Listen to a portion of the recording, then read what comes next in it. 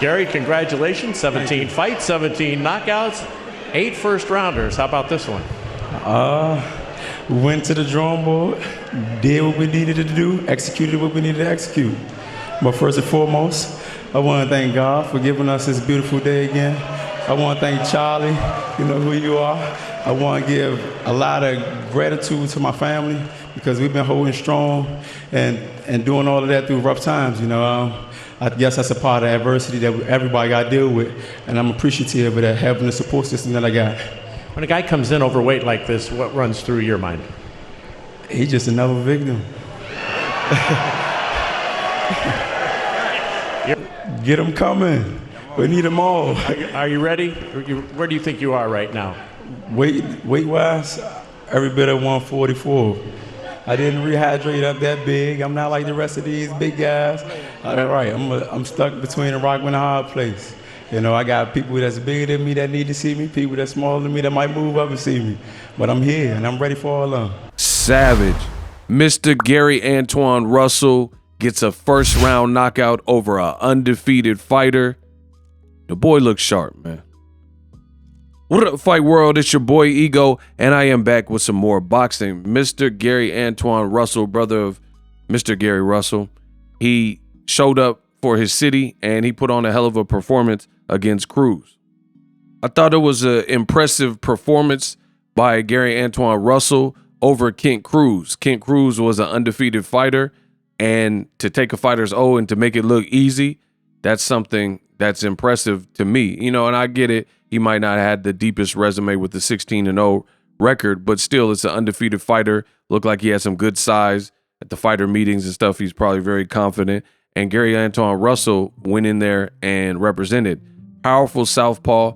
He looks like he's just getting better at age 27. He is also, the thing that impressed me is he's coming off of a bit of a layoff. He last fought against Francis Bartholomew last summer, so July 2022.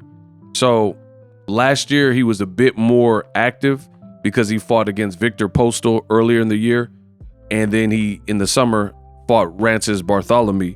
And in both of those fights, he scored TKOs. This fight was no different. It was just a little bit quicker for the TKO. So to have names like Francis Bartholomew, Victor Postal, who are two name guys, former champions, and then to fight an undefeated fighter, and it's all the same outcome, you're knocking out everybody, that shows you that he's well on his path. Now, Cruz, to me, made a weird mistake, like kind of a rookie mistake, in my opinion. And that's when he was protesting to the ref, and he was almost complaining, saying that there was a clash of heads, and he just kept looking to the ref for savior. Meanwhile, Gary Antuanne Russell is not the type of person that you want to do that with, because even in the clinch, he's still punching. If one hand is free, he's punching. He's young, he's vibrant, and he's full of energy, and he keeps the volume of punches. I forgot the actual stat, but they were even saying on the Showtime telecast how many punches Gary Russell throws in a particular round, and it's a lot. So he's definitely keeping the Russell name alive with beautiful performances. In his corner was his brother, Gary Russell, who famously fought against Lomachenko, been a champion, and, you know, called out Leo Santa Cruz and different things like that. So Gary Russell's a cerebral fighter, and he's brilliant hand speed. And then his brother, they have a different style, but you could tell they work on some of the same things. But I like it because I don't think, even if you're related or whatever the case is, you still got to be who you are as a fighter. And from what I've seen, it doesn't look like Gary Russell is trying to make his little brother, Gary Antuanne Russell, him. Like, they don't do everything exactly the same. I would say Gary Antuanne Russell is a bit more meaner in terms of like being a brawler and stuff like that, but you definitely see that he's learning, and, you know, he went to the Olympics. I'm looking forward to it. I think he is definitely one of the faces to watch at 140 pounds, and he's almost oozing with confidence when you listen to him in this post-fight interview. He's like, man, you know, just another victim, and I like that, and I think you need that as a fighter. So really impressed with what I've seen by Mr. Gary Antuanne Russell. Just keep it up. I just want to see him a little bit more active like he did last year, where he had 2 fights by the summertime. I think he should build off this. 140 is cracking. There's a lot of names. They're talking about Devin Haney might move up, fight Regis Prograis. There's a ton of names at 40. Subriel Matias and Broner says he wants to make a run at 140.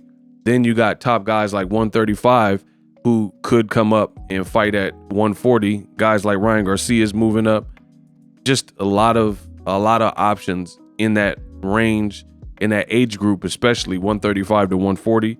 You can see guys from 35 potentially moving up, and or there's already top guys and some really good fights at 140. Very sharp performance. I like what I seen from Gary Antuanne Russell. He got the stoppage. It was, I believe, a vicious body shot that just put him down. Like I said, Kent made a rookie mistake. He was petitioning and complaining to the referee. Meanwhile, Gary Russell was working. They were trying to show the replay to show that he was like allegedly complaining over a headbutt, but it looked like an uppercut, which bothered him.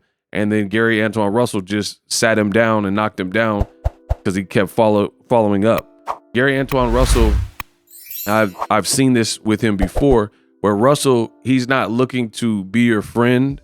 He's not looking to complain to the ref. Protect yourself at all times. He's in there trying to work, and he understands pugilism and the savagery that is needed in the sport of boxing, because he's not going to give you any breaks. If you beat him, you just have to beat him fair and square.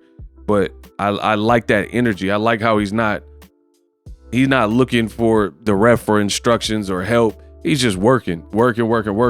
And it takes a lot of fighter to deal with something like that. Like somebody who's full of energy, who hits hard, who has, awkward style, southpaw, and is not looking for any handouts and is in there just trying to grind and work. I respect it. So I'm looking forward to him. Let me know what you guys think. Drop your thoughts in the comment section. Best in the business. And I'm out.